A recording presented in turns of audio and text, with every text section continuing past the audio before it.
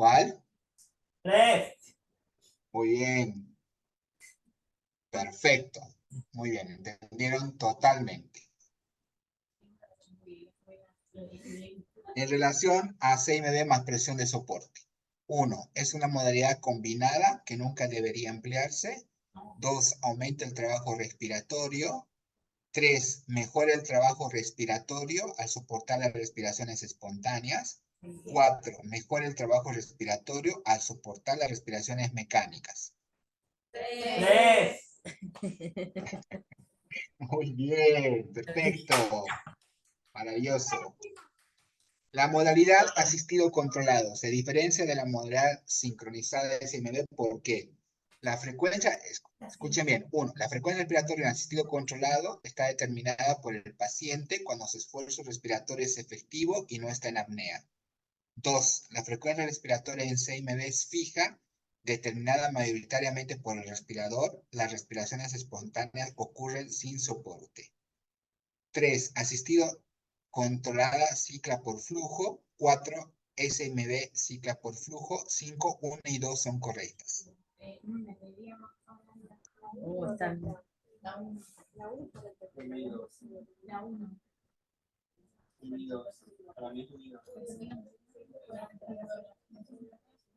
No, porque vos estás CMB, pero ha sido controlado. ¿Estas espontáneas ocurren en su soporte? Sí, no, para mí pero le ayuda un poquito, porque si no, tipo. Están discutiendo. Está bien, perfecto, maravilloso, que discutan.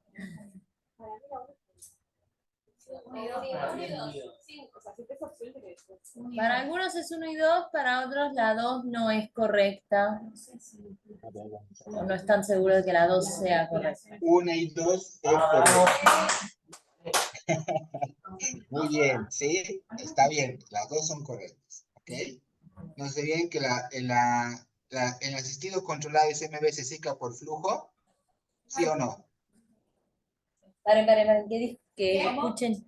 En asistido controlado y en SMB el ciclado es por flujo. No es por. ¿Por qué se cicla?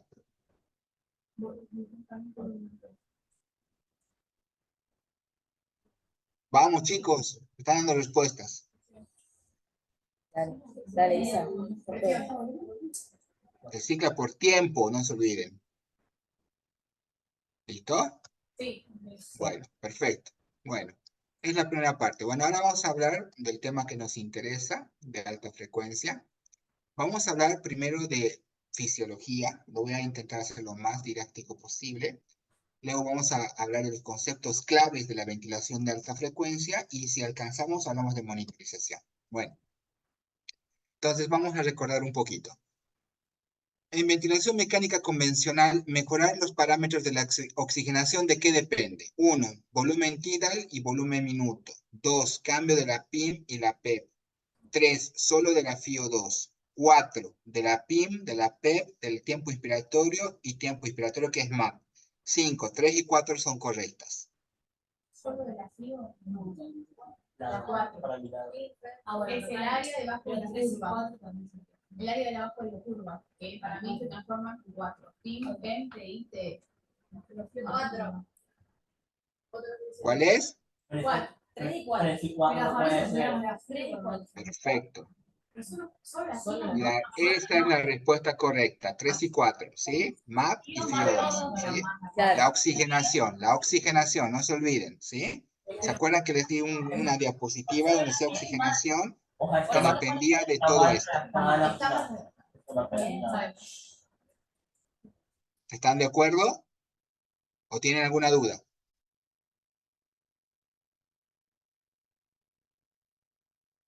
Vamos, chicos, no tengan miedo.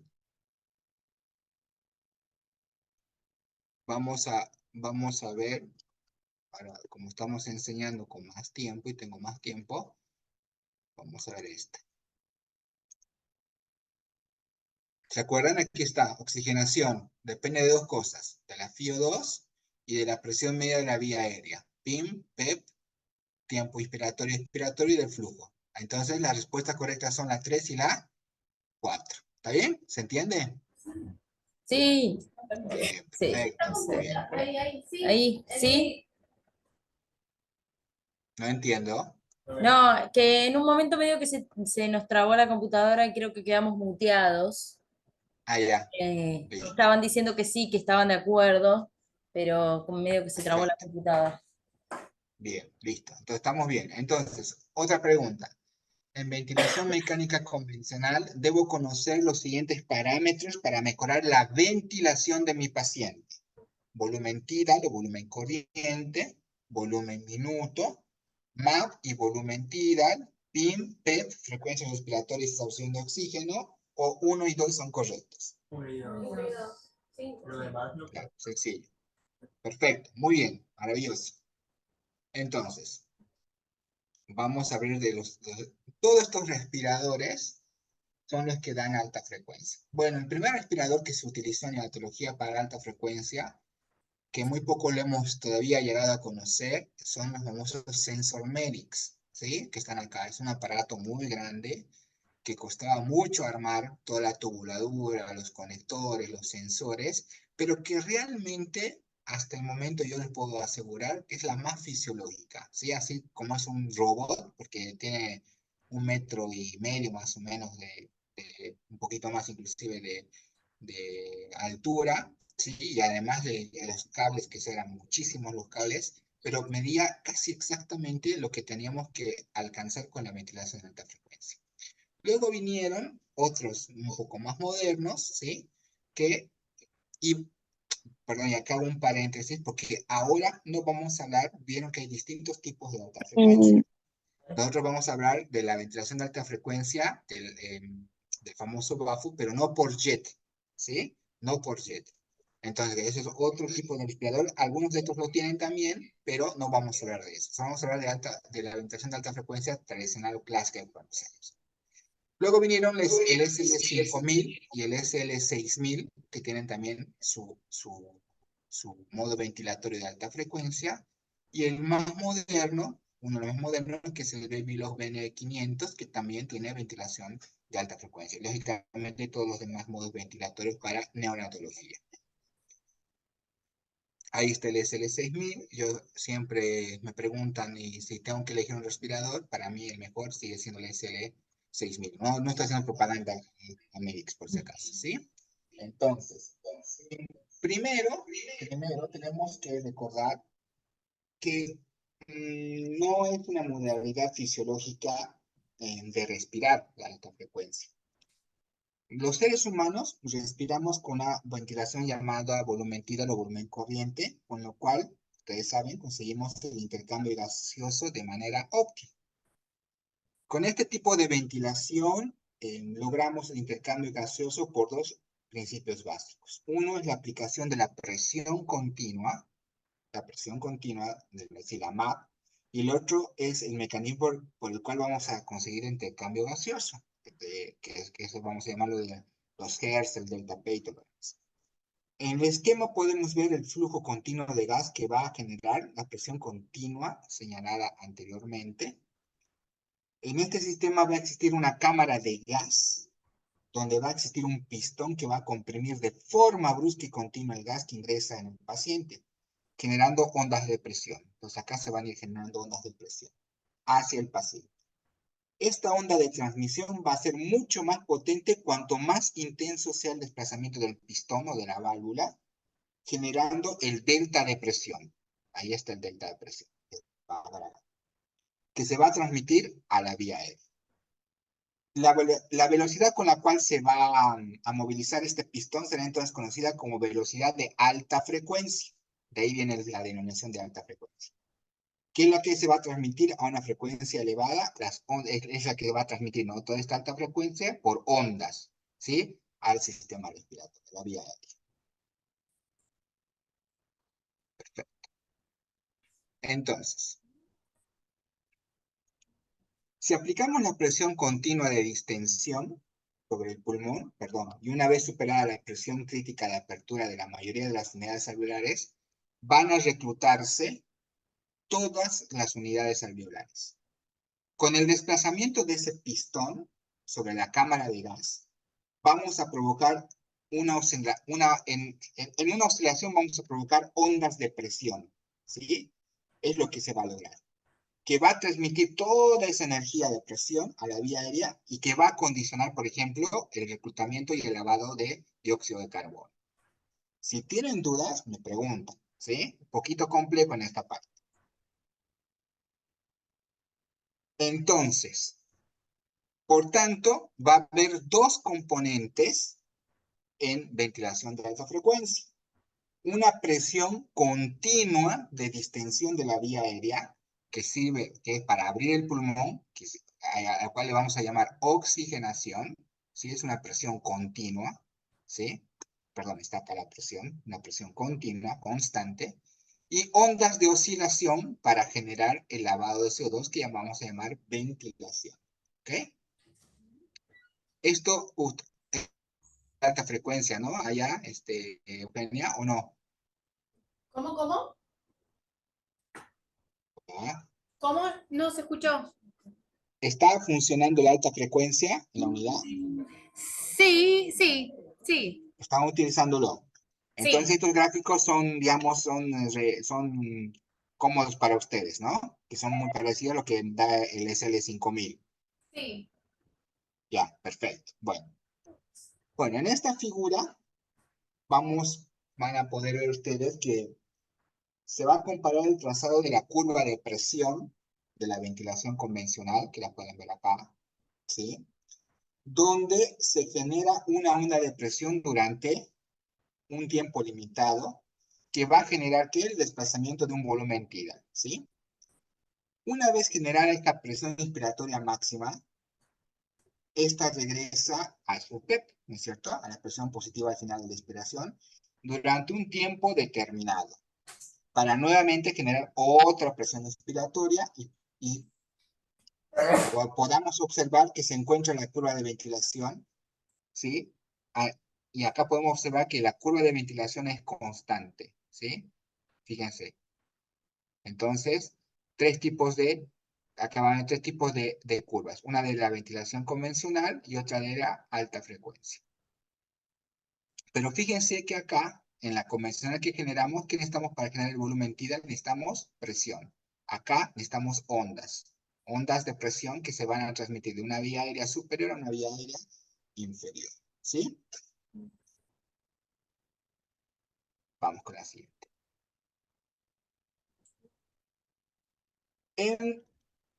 En ventilación de alta frecuencia tenemos que tener en cuenta que se va a desplazar ese pistón hacia atrás y hacia adelante. Y con esto vamos a generar una onda de oscilación, ¿sí? Que tiene un componente positivo y un componente negativo. Es decir, el que ingresa al pulmón y el que sale del pulmón. A este volumen de gas lo conocemos en alta frecuencia como volumen tidal de alta frecuencia. Ahí está su volumen tidal de alta frecuencia, que es un poco diferente al que utilizamos lógicamente en ventilación convencional, ya que este volumen tidal no alcanza la vía aérea de intercambio gaseoso distal, porque es un gas inferior al espacio muerto anatómico del pulmón. Por tanto, la fuerza o el desplazamiento de este pistón o membrana va a generar más tidal en el movimiento y este desplazamiento va a generar más energía, más transmisión a nivel distal y por tanto mayor lavado de dióxido de carbono. ¿Sí? ¿Se entiende? Sí. Ya, perfecto. Por eso, acá vamos a hablar ahora con el pulmoncito. En Perdón, este esquema ¿puedo hacer un vamos a ver paréntesis? cómo, Sí. perdón, No, perdón, porque estamos con otro Zoom, no con el Zoom que tuvimos las clases anteriores y puede ser que se corte, pero si se corta volvemos al mismo link. listo, Lo quería decir perfecto, por si se llega a cortar. ya, perfecto. En este esquema vamos a ver cómo se genera la apertura de reclutamiento del pulmón cuando aplicamos continuamente una presión de distensión en la vía aérea. En este esquema pueden observar cómo este pulmón comienza a recibir la onda de presión poco a poco, que va a ir subiendo cada vez más. Y como observan en el registro, lo que va a hacer es que cada vez que vayamos aumentando la onda de presión, vamos alcanzando y superando la presión crítica de apertura de diferentes unidades alveolares. Cada unidad alveolar va a tener una presión de apertura posiblemente distinta. Y una vez que hemos superado todas las presiones críticas de apertura alveolar, toda la vía aérea va a quedar abierta. Eso es lógico, ¿no? Logrando así un reclutamiento esperado. Entonces, una vez que hayamos alcanzado este objetivo, podemos comenzar a descender esa presión sin que el alveolo vuelva a cerrarse. Ya que la presión con la que el alveolo se abrió es una presión mucho más alta que la que necesita luego para volver a cerrarse. Entonces, lo que hemos hecho es aplicar una presión continua que va a abrir todas las unidades alveolares. Y esa es la gran diferencia que tenemos con la ventilación convencional. Bueno, en esta imagen podemos ver, esta es una imagen de un pulmoncito de una ratita en un experimento que hicieron, que el pulmón está colapsado con 0 centímetros de agua. Ay, perdón, es esto. ¿Sí? Ahí está, con 0 centímetros de agua.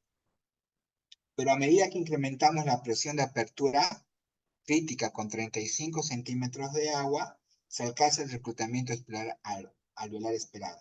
Pero ¿qué pasa? Que a medida que vamos descendiendo las presiones, evidentemente el pulmón no se vuelve a colapsar. Fíjense ustedes, ya está colapsado. Pero cuando logramos estos 35 centímetros de agua, que es un reclutamiento alveolar ideal, por más que descendamos, ya no volvemos al punto cero. No por lo menos como se pretendería o se tendría como en la imagen, ¿no es cierto? Esperable fisiológicamente. Pero sí existe cierto descenso, ¿no? De ese volumen pulmonar, incluso cuando llegamos a 0 centímetros de agua de presión. Esto se ve reflejado en la curva de presión-volumen, con los puntos de inflexión acá en la línea amarilla, ¿sí? De la rama inspiratoria y de la rama expiratoria. Es difícil explicar cómo se realiza el intercambio gaseoso con alta frecuencia, pero hay por lo menos 6 mecanismos en la literatura que explicarían cómo podemos lograr este objetivo. Pero sin duda el más importante es la difusión molecular, ¿sí? Entonces, hay varias teorías, pero la que más nos interesa es la difusión molecular para poder eliminar la CO2. No voy a hablar mucho más de esta diapositiva. Entonces, es muy importante recordar este mecanismo porque a su vez cuanto mayor es la vía aérea en cuanto a longitud o está más ramificada o menor diámetro tengan, la transmisión de estas ondas de presión durante la oscilación va a ser peor. Y esto hace que los pulmones muy ramificados, muy grandes, por ejemplo la de los adultos, la transmisión de una presión que genera la alta frecuencia es menos eficaz. Por lo tanto, es necesario utilizar frecuencias de oscilación mucho más bajas cuanto mayor es el tamaño del pulmón o más ramificado se encuentre, o menor diámetro tenga. Y es uno de los motivos por qué la alta frecuencia es muy sencilla, pero a la vez muy peligrosa. Y hay que estar muy atentos a todas las variables que utilizamos en este modo ventilatorio. ¿Por qué? Porque la transmisión de presiones en pulmones muy pequeños como son los prematuros puede causar muchos problemas. Así que puede salvarnos de muchas situaciones, pero también nos puede crear muchos problemas. Bueno, en este esquema podemos ver cómo la transmisión de la onda de presión se va amortiguando paulatinamente según nos vamos acercando a las partes distales del pulmón. Nuevamente, repito, esto nos hace recordar porque cuanto mayor es el paciente, cuanto mayor es el pulmón, tenemos que utilizar una frecuencia de oscilación más baja para generar volúmenes de intercambio gaseosos más altos. ¿Sí?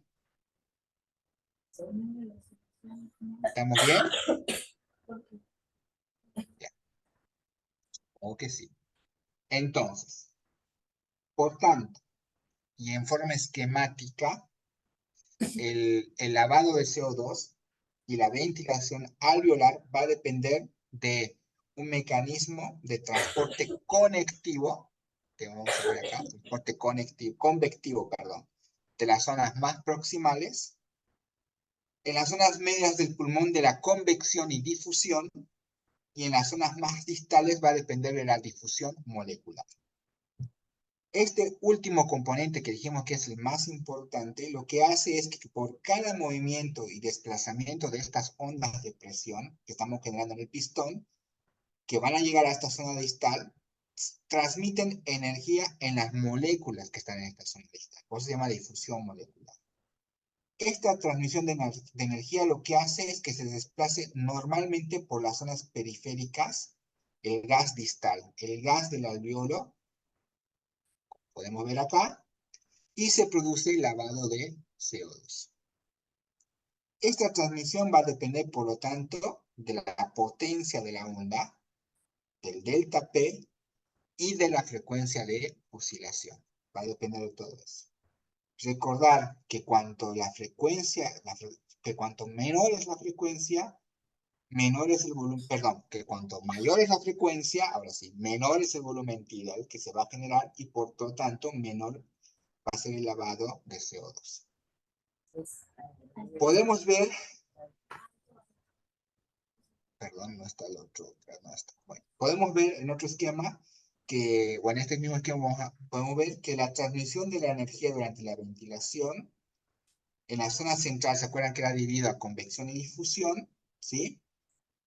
En la zona proximal va a ser, dijimos, de transporte conectivo, donde se va a seguir transportando estas moléculas desde la zona distal hasta la zona proximal.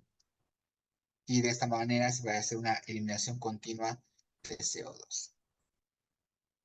Es importante también recordar que al igual que en la ventilación convencional, el lavado de CO2 o la ventilación alveolar depende de la frecuencia respiratoria y del volumen tidal. En alta frecuencia está mayormente relacionado con el volumen tidal. Ocurre que hay un gran número de respiradores que no miden este volumen tidal de alta frecuencia. Y si uno utiliza este tipo de equipos, debe estar atento a la transmisión de la oscilación sobre el cuerpo del paciente. Y ahora vamos a verlo de manera práctica. O del bebé para que de alguna manera intentemos entender cuánto de volumen tidal estamos generando nosotros con el respirador. Así que cuando usted colocan inicialmente, ¿no es cierto? Para ver qué delta, es la primera pregunta que se hace, ¿no? ¿Qué MAP le vamos a dar al bebé? ¿Qué delta P, qué hertz, ¿no es cierto? Y cuál va a ser la FIO2 inicial, ¿sí? Entonces, la MAP va a ser 2 puntos de la última MAP que ustedes tenían en ventilación convencional. Por ejemplo, si era 10, comiencen con una MAP de 12, ¿sí? El delta P, ¿sí? Y acá eso es importante, hay muchos respiradores que el delta P que necesito, se dice que tiene que vibrar, ¿no es cierto?, hasta el abdomen del bebé. Así que tenemos que ver vibrar el abdomen del bebé, ¿sí? De esa manera podemos decir que estamos con el delta P adecuado, ¿ok? Los hertz igual lo terminamos, ahora vamos a ver cómo, y el porcentaje de la FIO2 también lo terminamos de acuerdo a lo que necesita el bebé, ¿ok?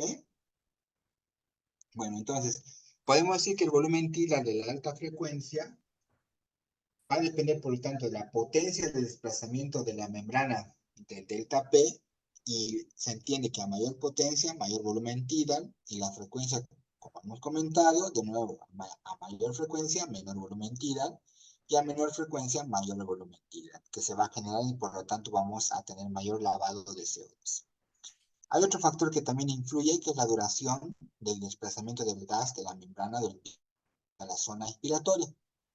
Y para eso tenemos que determinar muy bien la duración del tiempo expiratorio, y a mayor duración, mayor desplazamiento también de CO2. Hay algunos respiradores como el SL5000 o el SL10000 y más el Drager, que tienen en alta frecuencia una relación inspiración-expiración, que generalmente viene de fábrica de 1 a 1, pero uno lo puede cambiar 1 a 2, ¿sí?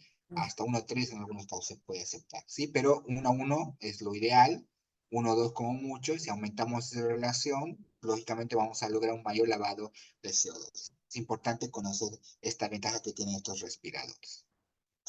Bueno, acá se puede ver en estos dos trazados cómo se reduce la frecuencia de oscilación, el área bajo la curva de la presión del flujo es mayor. Por lo tanto, el volumen que se genera en la transmisión de gas en alta frecuencia también es mayor. Y esto explica por qué cuando nosotros necesitamos lavar mayor CO2, disminuimos la frecuencia y con esto vamos a conseguir mayor lavado de CO2. ¿Ok? Sí. ¿Hasta aquí está claro? ¿Alguien tiene alguna duda de acá? Ahora vamos a hablar luego de cada parámetro. Otros factores que influyen en el lavado de CO2 va a ser la resistencia de la vía aérea, como hemos dicho, en pulmones más largos y con más ramificaciones o menor diámetro, que va a generar lógicamente mayor resistencia para la transmisión de la curva de presión, por lo tanto se va a lavar menos CO2. Pero si tenemos también un circuito de mayor distensibilidad, por lo tanto, los equipos de ventilación de alta frecuencia necesitan circuitos especiales que transmitan muy bien esa curva de presión. O si tenemos algún problema de mecánica del tórax o del pulmón, lógicamente no vamos a conseguir un mayor lavado de CO2. Como hemos comentado también, es importante el tiempo de duración del tiempo inspiratorio, ¿sí? Que como le dije, generalmente está 1 a 1 en la mayoría de los respiradores. ¿Para qué? Para ver la generación de volumen tidal que necesitamos. Es decir, mejor transmisión de la presión, mayor riesgo de atrapamiento aéreo cuando cambiamos esa relación de 1 a 1. Entonces, la alternativa del BAFO en relación a la ventilación convencional es conseguir un reclutamiento o una capacidad residual funcional adecuada. Entonces, en un BAFO existen cuatro marcadores importantes. Uno es la presión media de la vía aérea, ¿no es cierto? Que nos va a determinar la oxigenación, igual que en ventilación convencional, ¿sí? Y la FiO2, que también vamos a manejar con ese parámetro la oxigenación. La ventilación del paciente, es decir, el lavado de CO2, lo vamos a manejar con lo que es el delta P de la alta frecuencia y los Hertz, los ciclos, ¿sí? Entonces, aquí hay una pregunta relacionada con ese tema. Cuando un respirador es de alta frecuencia, cuando entrega más de 80 ciclos por minuto, más de 600 ciclos por minuto, más de 150 ciclos por minuto, más de 60 ciclos por minuto. Tomar en cuenta que un Hertz, que es la nomenclatura oficial de los ciclos en alta frecuencia, un Hertz es un ciclo por segundo. Entonces, ¿por qué llamaríamos a un respirador que tiene la modalidad de alta frecuencia? ¿Cuántos ciclos me tendría que entregar para ya denominar alta frecuencia? ¿Cuánto?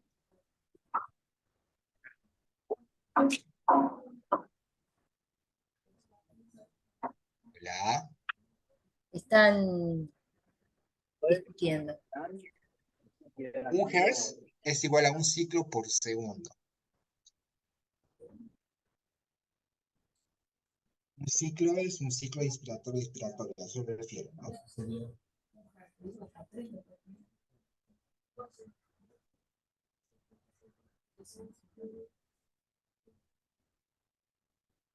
Acá dijeron la 3 o la 4. O la respuesta es la 4, cuando es más de 60 ciclos por minuto, ¿sí? Ya cuando un respirador me entrega ese tipo de ciclos, no se ve que un Hertz es un ciclo por segundo o 60 ciclos por minuto. Entonces ya estaría ahí determinado alta frecuencia. La respuesta es el número 4. ¿Está bien? Entonces, repasando ahora. El modo ventilatorio del BAFO es, resumiendo lo que hemos explicado la parte fisiológica, es un modo en el cual entregamos pequeños volúmenes corrientes a frecuencias respiratorias suprafisiológicas. Frecuencias respiratorias de más de 150 por minuto. Con lo cual, el volumen tidal va a ser menor al espacio muerto.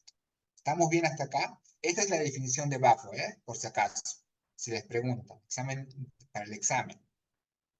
Entonces, ¿qué conseguimos con BAFO? Fíjense, en ventilación convencional, en la inspiración al alveolo se expande. En la inspiración se recluta, perdón la palabra.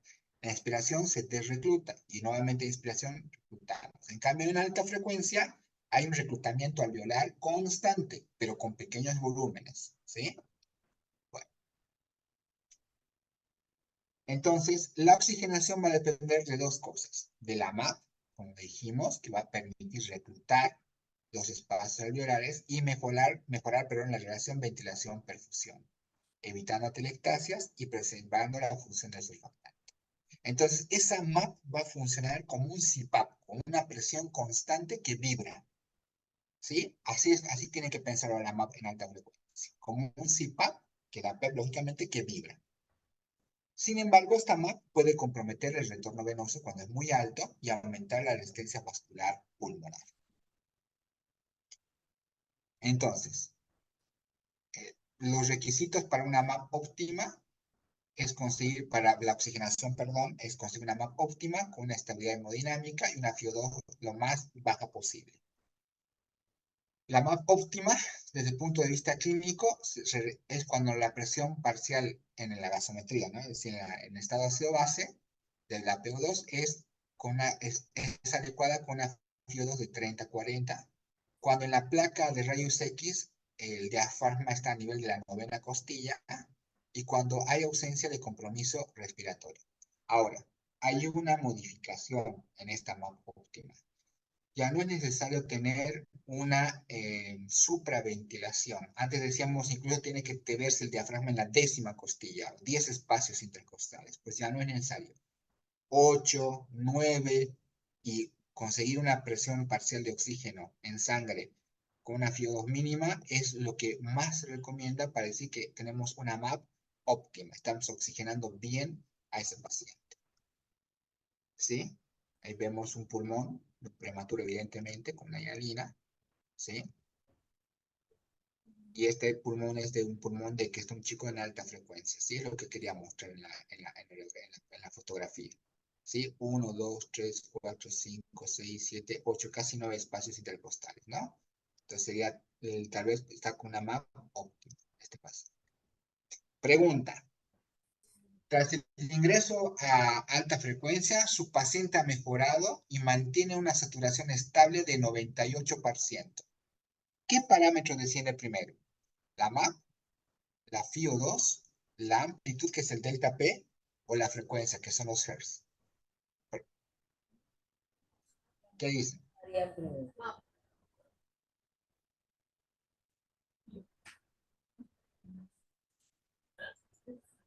Pues,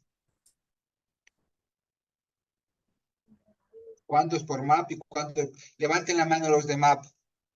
De MAP levantaron 3, 4. ¿De FiO2? ¿Cuántos de FiO2? 3 de FiO. Listo, perfecto. Entonces, cuando tengo un volumen pulmonar óptimo, con una MAP óptima, y el paciente satura entre 88 y 92%, ¿qué hay que bajar? Ahí dice FiO2. La clave es bajar la FiO2 inicialmente, ¿sí? Para luego seguir bajando la MAP. Felicitados a los que levantaron la mano por FiO2 y arriesgaron por FiO2. Perfecto. Ventilación. La ventilación es proporcional a la frecuencia que ya dijimos, ¿no? Es proporcional a la frecuencia respiratoria por el volumen tidal elevado al cuadrado. El volumen depende a su vez de la amplitud de onda y en menor medida de la frecuencia. Esto es importante, escuchen, el volumen tidal depende a su vez de la amplitud del delta P y en menor medida de la frecuencia. La frecuencia, en alta frecuencia, perdón la redundancia, se relaciona con la ventilación de manera inversa. Y ya lo dijimos, a menor frecuencia, mayor ventilación. Que aquí lo volvemos a mostrar en este gráfico. La frecuencia controla el tiempo permitido al pistón para moverse. Es decir, para moverse. Se refiere a la distancia para generar las ondas de choque entre el pistón y la vía aérea. Por lo tanto, cuanto menor la frecuencia, mayor será el volumen entregado, y a mayor frecuencia, menor será el volumen entregado. Es inversamente proporcional. Entonces, pregunta, ¿cuál es para ustedes el valor normal de un volumen tidal en bafo? 2 a 4, 1,5 a 2,5, 4 a 7, o es desconocido. ¿Qué opinan?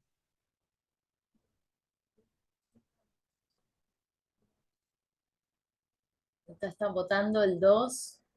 ¿Alguien vota diferente? Nadie. Muy bien. Respuesta correcta. 1,5 a 2,5 mililitros por kilo. Si logran tener el Draghi les mide el volumen tida. Entonces, significa que cuando ustedes van a preguntarse qué delta P le voy a colocar, ¿qué van a setear primero? El volumen tidal de bafo. ¿Se entiende, no es cierto lo que estoy diciendo? Y ustedes van a ver que inmediatamente el abdomen, y van a ver que sí, vibra el abdomen. ¿Sí? Muy importante tener en cuenta esta diferencia. ¿Cuál de estas patologías tiene indicación de bafo desde un inicio? El síndrome de distrés respiratorio en los prematuros extremos, el enfisema intersticial pulmonar, la fístula broncopleural, el síndrome de aspiración de líquido meconial, o 2 y 3 son correctos. 5. Están... Muy bien. Ahí está la respuesta. Las indicaciones de bafo son enfisema intersticial pulmonar de elección, la fístula broncopleural, que también es de elección, y de rescate son los pacientes con síndrome de estrés respiratorio grave ante el fracaso de la ventilación mecánica convencional, y también de rescate en pacientes con insuficiencia respiratoria grave, también ante el fracaso de la ventilación mecánica convencional, como son hipoplasia pulmonar, hernia diafragmática, síndrome de obstrucción meconial, bronconeumonía, hipertensión pulmonar primaria y secundaria, o para ayudar en el reclutamiento para optimizar el uso de óxido nítrico. Cuando hablemos alguna vez de óxido nítrico, una característica muy importante para que funcione el óxido nítrico es reclutar adecuadamente la vía aérea, ¿ok?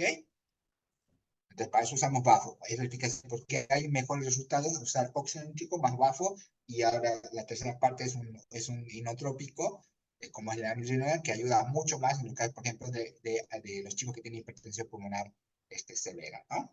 Bueno, entonces, ¿qué índices se utilizan para determinar el fracaso de la ventilación convencional? El índice de oxigenación, la presión media de la vía aérea, la presión inspiratoria máxima. 4, todas son correctas. Todas, dicen Muy acá. bien, perfecto. Y es cierto. Fíjense que usted ahí está este gráfico, si quieren luego lo graban, lo sacan en su cuadernillo que tienen ahí, bueno, para que lo tengan de... Yo como sé que he fracasado en ventilación convencional, bueno, ahí está, fíjense, por peso. Si tengo por ejemplo, los menos de 1000 gramos, tengo una MAP de 10. Si tengo un pico inspiratorio máximo mayor a 20 y un índice de oxigenación mayor a 15, he fracasado. Tengo que usar alta frecuencia, o tengo que pensar en usar otra modalidad respiratoria, y una opción buena es el alta frecuencia, ¿ok? O sea, Errores frecuentes. ¿Qué errores frecuentes cometemos en bafo, no? La falta de respuesta de la oxigenación, que puede verse a una MAP inferior a la presión de apertura, o hacerlos muy lentos de MAP. Esto de aumentar un puntito, 2 puntitos, no tengan miedo. Se aumenta de 2 o de 3 o hasta de 5 puntos, ¿sí? No hay que tener miedo, ¿sí? Porque si no, no vamos a conseguir los objetivos de la ventilación de alta frecuencia.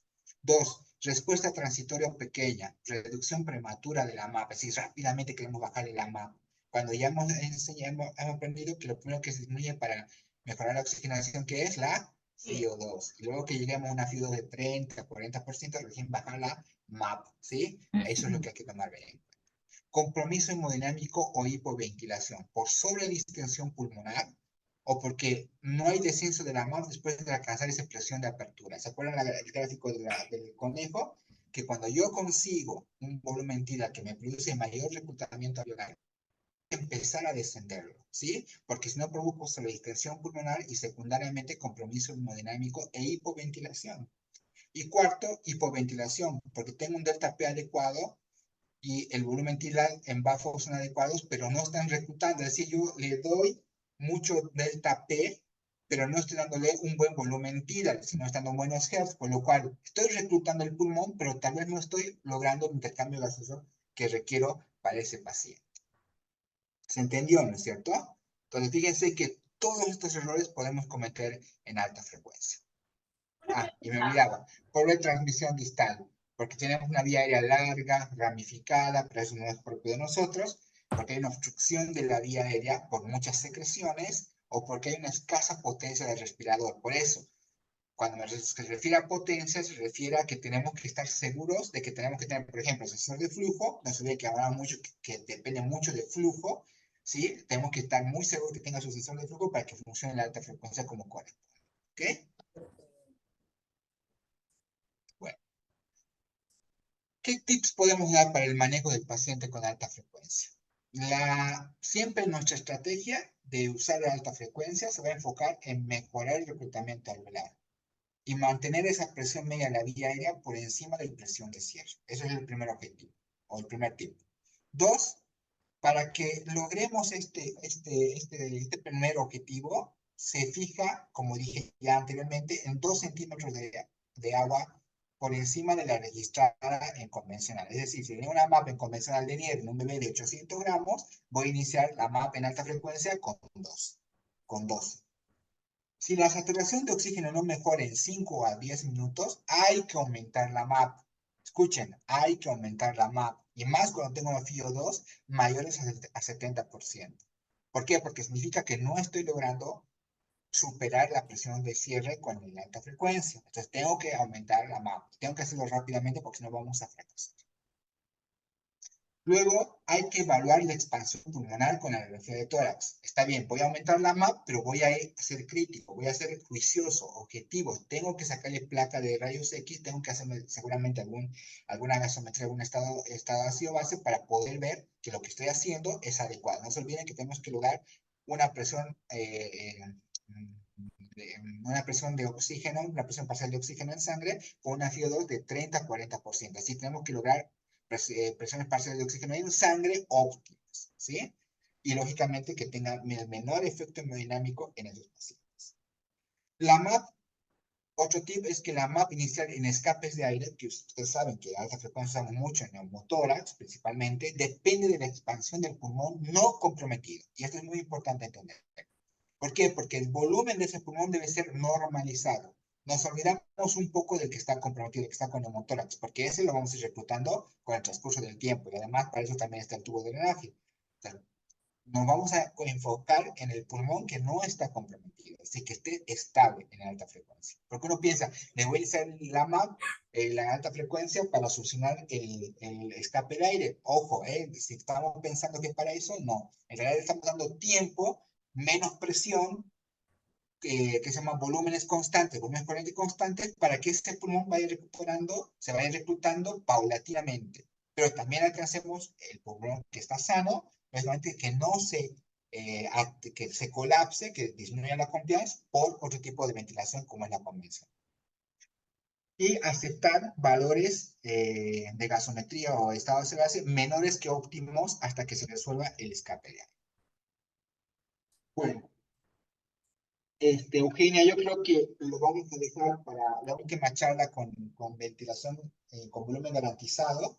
¿Te parece Perfecto. bien? Porque me falta la monitorización de la ventilación mecánica, que es un tema un poquito más amplio, y nos reuniríamos en otra última charla. ¿Está bien? Perfecto, perfecto. Bueno, Bueno, dudas, preguntas de acá de alta frecuencia. acá tienen algunas dudas. Dime, dime. Vamos. No sé si escuché mal o cuando dijo que la MAP se puede subir hasta 5, como 5 puntos hasta obtener como una respuesta adecuada, o se va subiendo paulatinamente, o hasta cuánto más podemos subir. Tienes que, esto es muy clínico y los que han trabajado con alta frecuencia conmigo es así, mira.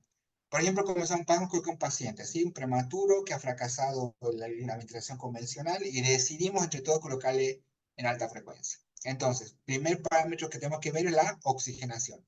Empezamos con una MAP de 12, digamos, que tenía MAP de 10 en convencional, comenzamos con MAP de 12 y tiene la FiO2 al 100%. Y con eso satura 88% tu paciente. Yeah.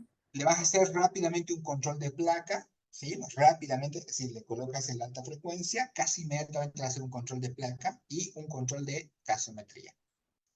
Si la PA2 no aumenta y no reclutas la placa, lo que has visto, y la saturación no mejora, le tengo que aumentar la MAP rápidamente. 2 puntos, pues le aumento a 14, ¿sí? Entonces, a la hora como mucho le tengo que volver a hacer una placa tengo que ver si puedo bajar la FiO2, tengo que hacerle para la gasometría y ver si puedo bajar la FiO2. Si no consigo esto, y veo que la placa todavía sigue ventilando no espacios, pero aún no logro buena saturación, no logro disminuir la FiO2, ¿qué voy a hacer? Aumentar el AMAP otros 2 puntos, o 3 puntos. Sin miedo, porque una vez le tiene mucho temor a que se va a aumentar rápidamente la AMAP. Yo siempre contaba esta anécdota. Yo aprendí a manejar, a no tenerle ese temor en alta frecuencia a la AMAP con el doctor Néstor Wine, que lo deben conocer todos ustedes. Me acuerdo que me hacía aumentar de 5 en 5 en un paciente crítico. Y el paciente no hizo un neumotórax, porque a veces uno le tiene miedo, mucha AMAP le voy a dar, mucho esto y le voy a causar un, que se llama un neumotórax. No. La verdad que lo que necesita el chico es mejorar su oxigenación, que además tiene, digamos, qué sé yo, una PO2 de gas arterial, de gasometría arterial de 30, que tú tienes que mejorar ese reclutamiento alveolar lo antes posible y lo más rápido posible. ¿Sí? Ahora, no hay un límite, no es que te puedo decir, con 20 de MAP le vas a cortar. Hemos llegado a utilizar en chicos muy chiquitos hasta 20 de MAP, sin miedo, ¿eh? Hemos llegado a utilizar 20 de MAP y con eso hemos logrado hacer un reclutamiento alveolar espectacular con 20 de MAP. Así que eso es muy importante entenderlo, ¿sí? Entonces no hay un concepto claro de decir, che, le voy a iniciar con 10 y hasta 15 voy a llegar y no voy a subir más. No, si ves que ese paciente no mejora la gasometría, no mejora el descenso de la FiO2, no logra lograr un descenso de FiO2 adecuado y no logra una placa de rayos X adecuada, tengo que seguir subiendo el gamma. ¿Sí? ¿Se entendió? Sí, chido. Perfecto. Lo mismo sucede con el delta P y con los hertz. Yo siempre cuando, otra clave, yo trato de dejar los hertz, ¿se acuerdan? La frecuencia me refiero, Sí. como el último parámetro a modificar. Escúchenme lo que estoy diciendo. Cuando quiero que se lave más CO2, quiero que lavar más CO2 en alta frecuencia, lo último que yo toco son los hertz. Lo que voy a tocar que va a ser primero el delta P, ¿sí? Si voy a tocar primero el delta P antes que los hertz. Los hertz va a ser lo último que voy a tocar o aumentar, porque no se ven que es la relación inversa, como dijimos, ¿cierto? Entonces, para poder mejorar el intercambio de dióxido de carbono. Entonces, eso también es otro mensaje que quiero dar, es otro tip de alta frecuencia. Igual manera, en delta P, ahí sí les puedo decir con total tranquilidad, súmale de 5 en 5, porque yo sé que a veces han visto, le voy a bajar un puntito, para mí a veces es perder el tiempo, bajar un poquito, 2 puntitos, no, bájenle o súbanle. Si requiere que quieren mejorar esa hipercapnia, súbanle rápidamente, no tengan temor. Están ahí ustedes a más, están listos para controlar y para ver que si me estoy sobrepasando, estoy sobredistendiendo, estoy sobreventilando a ese paciente, pues rápidamente también voy a disminuirlo, ¿ok? Alta frecuencia requiere mucha monitorización, ojo, y eso lo saben los que ya son residentes superiores, los que ya están trabajando en otros lugares allá, saben que requiere mucha monitorización. No es, le voy a aumentar 5 puntos el delta P y 5 puntos la MAP y me voy a olvidar 2 horas del paciente. Hay que estar todo el tiempo controlando cómo le está yendo a ese paciente, tanto a nivel de radiografía, estado sebáceo, ver si puedo bajar la FiO2, etcétera, etcétera. Es un poco estresante el manejo de alta frecuencia por ese motivo para el neonatólogo, porque tenemos que estar constantemente observando cómo está respondiendo a la ventilación de alta frecuencia. ¿Ok? Perfecto. Bueno, después entonces coordinamos para la última charla. Sí, vamos a hablar solamente de volumen garantizado y de monitorización de la ventilación, tanto convencional como de alta frecuencia. ¿Ok? Perfecto. ¿Alguna duda más? No. No. Bueno, luego les voy a pasar, vamos a hacer nosotros acá un curso de ventilación mecánica con simulación clínica. Eso está Entonces, buenísimo. vamos a ver si lo podemos hacer de manera virtual, para que ustedes también puedan acceder. Va a ser con muchos casos, para que pensemos, razonemos entre todos, ¿no? Sí, casos clínicos, mucha fisiología y relacionada con el ventilador, lógicamente. ¿Sí? Así de esa manera ustedes también van afianzando su conocimiento y aplicándolo, lógicamente, ¿no? Con Claro. simulación. ¿Sí? Perfecto. Bueno, chicos, muchas gracias por Muchas su gracias, Marco. participación. Estamos hablando, Adiós. ¿sí? Chao, bye bye.